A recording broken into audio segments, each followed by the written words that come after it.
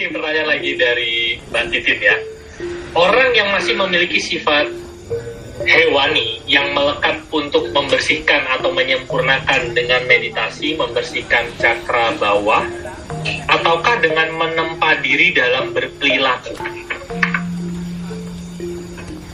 Saya menempa diri dalam berperilaku berarti ini posisi perilakunya yang mana? Laku apa dulu? Laku untuk dirinya sendiri atau berlatih laku untuk dharma kepada orang lain? Atau melibatkan diri terhadap laku-laku yang dibutuhkan oleh orang lain di masyarakat gitu. Berarti kalau perilaku itu berarti kan aspeknya kalau tidak salah Anda itu tertuntut untuk mengikuti ritme masyarakat kan, yang harus dituntut untuk melakukan tindakan baik dan buruk, itu kan maksudnya kalau Anda ngomong soal perilaku ini.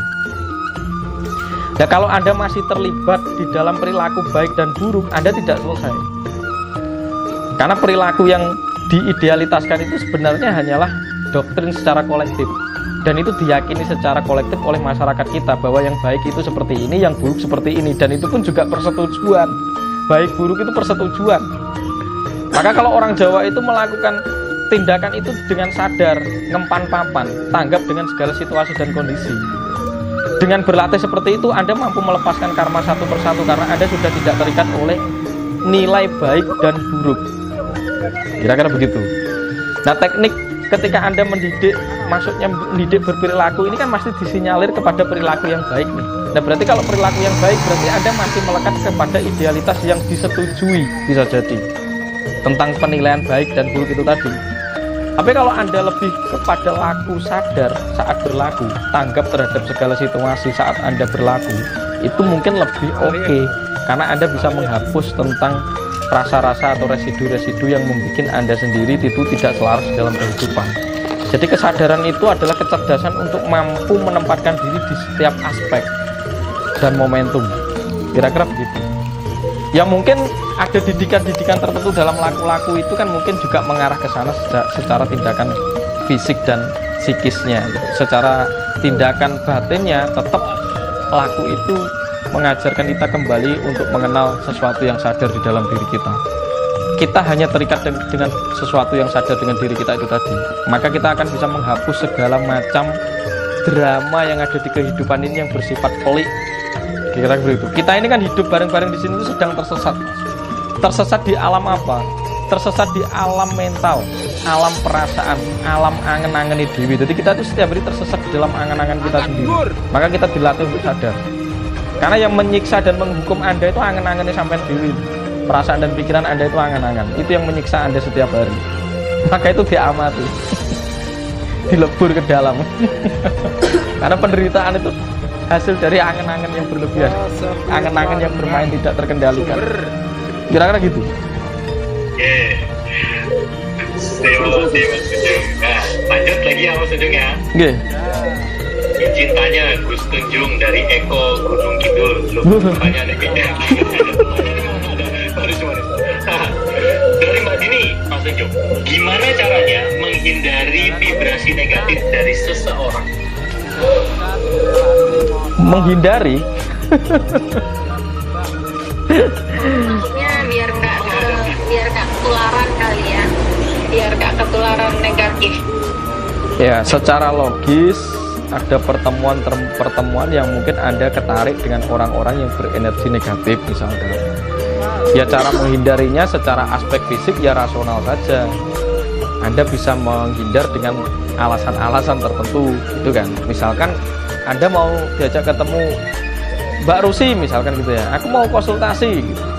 Tapi ketika Anda sudah lihat orangnya itu serba rawat kan gitu ya, dan Mbak Rusi harus mempertanyakan kepada diri Mbak Rusi, aku siap tidak nanti berhadapan dengan pasienku yang seperti ini misalkan. Itu kan sudah cara yang rasional, karena kita tahu seringkali orang-orang itu malah nanti kalau datang ke kita itu tujuannya nggak jelas, malah membuat kita itu ruwet dan malah terpontal-pontal dalam emosi rendah lagi, dan kira-kira begitu. Maka kita punya teknik penolakan atau apus kromo namanya, karena kita tahu bahwa ketika kita menemui dia ini malah meracuni kita gitu.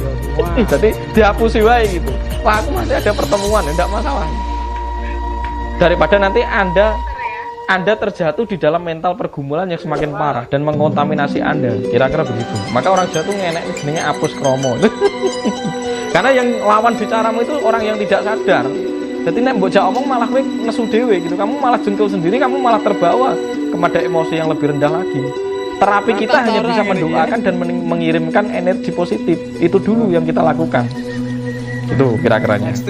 Dan nanti kalau sudah terlanjur ketemu karena ketidaktahuan kita, berarti kan itu terjadi karena kita dalam intensitas getaran yang mungkin sefrekuensi, sama-sama sedang tidak sadarnya. Akhirnya ketemu, wah akhirnya ketika habis ketemu isinya mau nesu saja, isinya kita cuma marah. Dari ini aku jadi ikut ini, dia jengkelin banget. Akhirnya kita malah merajuk dan ikut terbawa emosi kan gitu. Ya segera Anda harus sadar dan eling, tarik nafas dan lepas. Atau dalam ketika energi sudah parah dan menempel di dinding-dinding memori tubuh Anda, di dinding-dinding selaput ari tubuh Anda, ya diruatlah adus kembang apa adus banyu uyah, adus garam, mandi garam atau mandi air bunga itu. Karena sifat bunga dan garam itu meluruhkan atau menyelaraskan energi negatif yang nempel melalui partikel-partikel yang dilepaskan oleh kondisi orang-orang yang berenergi negatif. Kira-kira begitu. Kalau berani hadapi, kalau belum berani menghindar dulu. Ya, kan lebih waras daripada nanti Anda bertemu malah semakin konflik, sama-sama Anda ini tidak menolong diri Anda dan orang itu. Orang itu juga termasuk terjatuh karena Anda malah menambahkan impuls yang negatif karena Anda sendiri tidak kuat. Berarti balik lagi ke kesadaran ya Mas, karena ya, betul, kesadaran. Baliknya kesadaran. Baliknya kesadaran. Eling itu kan sadar. Baru waspodo kan gitu kan. Iya. Nah, pertanyaan selanjutnya ya, Mas Tunjung ya, dari Mas Dodi Hermanto. Ini mohon maaf pakai bahasa Jawa. Kalau saya salah menyebutkan bahasanya, tolong dimaklumi ya. Derek tangklet Mas Tunjung. Kulo sudah laku pasrah ngalah datang Gusti Pangeran. Tapi kulo malah diparingi sesuatu sing lebih saking Gusti. Padahal kulo mboten nyuwun. Nyuwun wekaranipun Mas. Matur sudah nuwun. Saya susah ngomongnya. Itu tahu artinya nggak kira-kira? Jenengan tahu artinya nggak? Pertanyaan itu apa? Dikit-dikit kayaknya. Saya tahu Mas Tunjung. Coba diterjemahkan bahasa Indonesia biar yang lain tahu. Tangklet itu tanya. Tangklet itu tanya. Tanya Mas Tunjung. Saya sudah melakukan laku pasrah, ngalah, gitu ya. Nah, menghadap sama Tuhan gitu ya. Datang di Pangeran gitu ya. Tapi saya malah diberikan sesuatu yang lebih gitu ya. Dari Tuhan gitu ya, dari Gusti. Padahal saya tidak meminta gitu ya.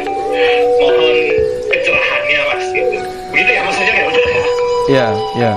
Jadi ini seringkali orang-orang yang tidak tahu. Saat kita itu berada di dalam keberserahan total, kita tuh bisa mengakses sesuatu yang lebih besar dari apa yang kita pahami dan yakini selama ini. Anda mungkin meyakini, duh nasibku kok seperti ini dan lain sebagainya. Itu Anda masih tersabotase tentang mental negatif. Tapi nek Anda pasrah, Anda berserah dan melepaskan, Anda tidak membatasi sesuatu yang ada di sekeliling Anda melalui keyakinan Anda sendiri.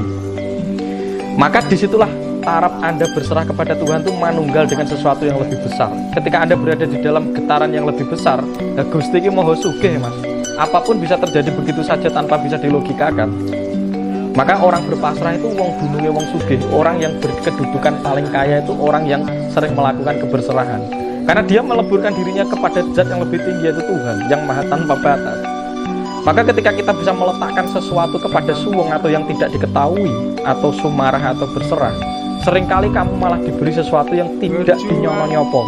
Bisa terjadi di area Anda. Tiba-tiba utangnya iso kesaur, tiba-tiba iso bisnis lancar, tiba-tiba uripe ketemu konco-konco sing nyenengke, ngrejekeni dan lain sebagainya. Itu karena Anda berserah. Anda menjaga energi setiap hari dan Anda berada di medan Tuhan itu sendiri. Tapi ketika Anda berada di dalam penilaian, ngerasa rumangsa terus-menerus membatasi diri Anda dengan keyakinan-keyakinan dan apa yang Anda ketahui, ya wes kowe mempersempit dirimu sendiri menjadi lebih parah nanti jatuhnya. Kamu akan menarik sesuatu yang sesuai dengan apa yang kamu bataskan kepada dirimu itu. Gitu loh, kira-kira begitu. Jadi kalau memang orang itu bisa berpasrah, berserah, ya sudah, dia mengizinkan Tuhan bekerja. Saat jenengan berserah itu menjadi diri Anda yang sejati. Anda bukan emosi, Anda bukan pikiran, Anda bukan tubuh yang ada. Anda adalah higher self, diri yang lebih besar di dalam diri Anda. Ya Tuhan itu sendiri. Makanya itu yang disebut manunggaling kawula Gusti. Nah, seringkali orang-orang yang berada di dalam taraf modern itu merasa bahwa peradaban ini dibentuk oleh apa yang sudah disetujui oleh setiap manusia, pekerjaan, administratif, ekonomi, semua macam agama dan lain sebagainya. Itu kan keterbatasan. Manusia banyak melimitasi atau membatasi dirinya dengan apa yang dia lihat di luar dirinya atau faktor eksternal gitu. Ketika dia banyak melihat sesuatu di luar dirinya, dia akan mengidentifikasi atau mengidentitaskan dirinya sesuai dengan apa yang ada di luar dirinya. Dan semakin dia terjebak sebagai manusia identitas, semakin dia terbatas. Apa-apanya serba kurang, Mas. Akhirnya kegedean angen-angen. Ketika kegedean angen-angen, dia menjadi manusia yang tersesat. Penderitaan lahir ketika dia tidak sadar bahwa dia disabotase oleh angen-angannya sendiri. Kira-kira begitu. Akhirnya orang-orang urip bersyukur, tidak ada hidup yang bersyukur dan merasa berlimpah, karena setiap hari merasa kurang terus. Ketika merasa kurang terus, maka Gusti akan memberikan pantulan yang sama. Karena yang kamu dapat hanyalah kekurangan terus ketika kamu merasa kurang. Kira-kira begitu. Gitu ya kira-kira. Kesarikan dalam waktu kurang dari 5 menit ini. Ini kalau nanti di YouTube kayaknya bagian itu bakal ulang lagi.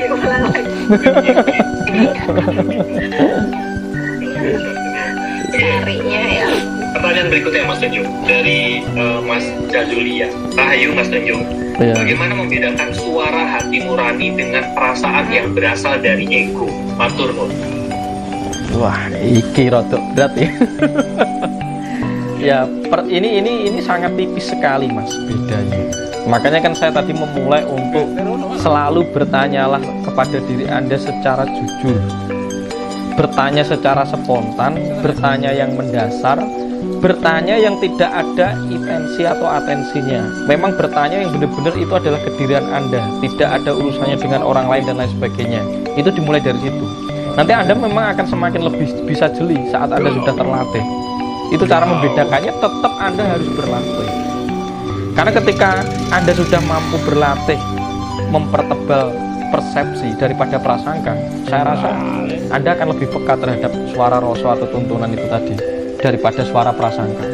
Tapi seringkali kita ini kan tidak pernah berlatih persepsi, kita berlatihnya prasangka terus. Ya, karena kita dijebak oleh teknologi. Setiap hari Anda memakai HP itu setiap hari berapa jam?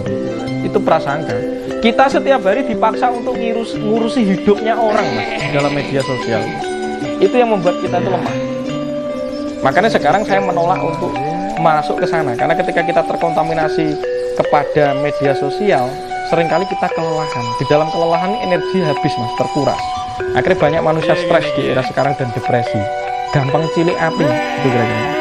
Maka tetap sekarang saya harus menjalankan laku-laku tertentu untuk benar-benar kita memberi jarak dan jeda terhadap sesuatu yang sedang mengepung kita itu, yang dia menjelma teknologi dan katanya pengetahuan yang maju itu. Sebenarnya itu mengepung kita. Pengetahuan dan teknologi dibutuhkan, tapi kalau kita tidak bisa mengendalikan, kita hancur oleh apa yang ada itu tadi. Maka tetap harus latih persepsi Anda, latih bermeditasi, latih berserah, latih sabar, sadar tadi.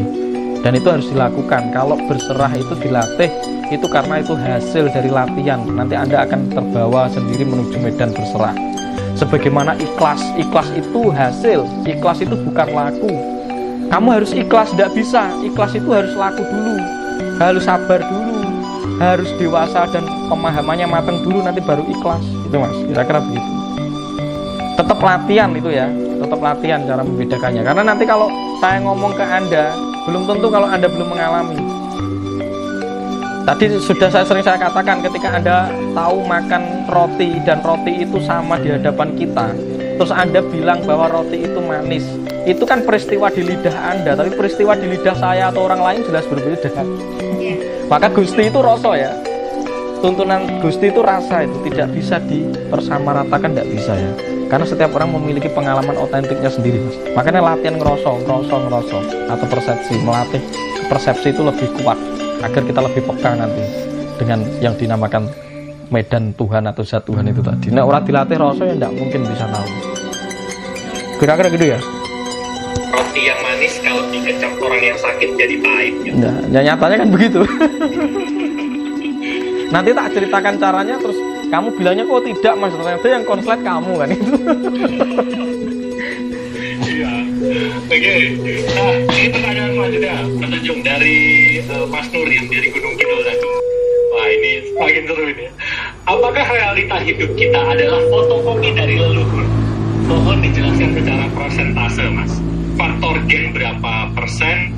Mindset. Faktor mindset berapa persen? Faktor X berapa persen? Wah, ini ilmiah sekali.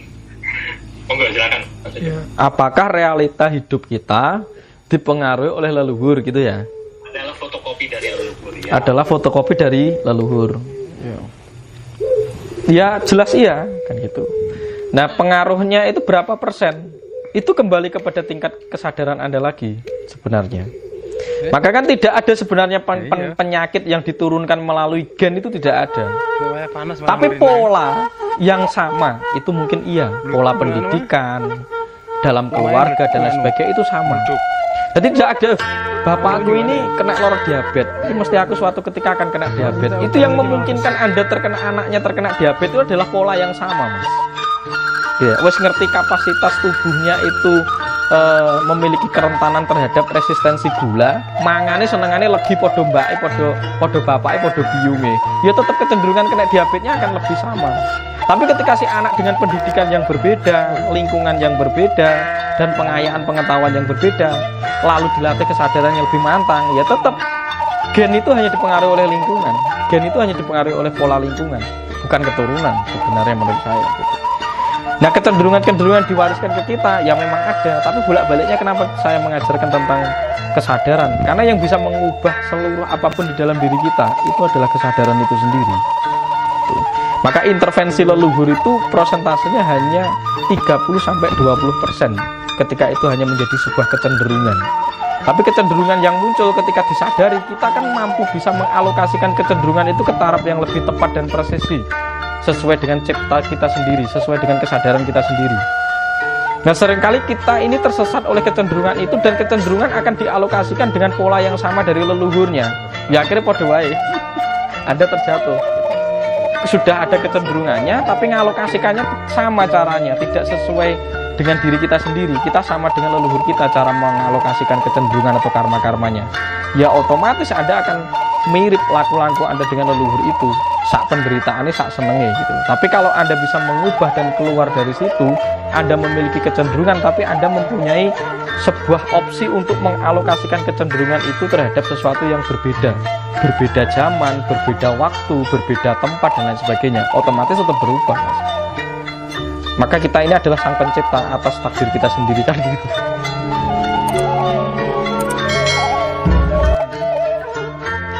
Semoga isi dari video ini bermanfaat untuk semuanya yang mendengarkan, dan bisa memayu hayuning diri, memayu hayuning keluarga, memayu hayuning bawana, lan memayu hayuning nagari kanggone wong sesami-sami tunggal sawiji. Nuwun.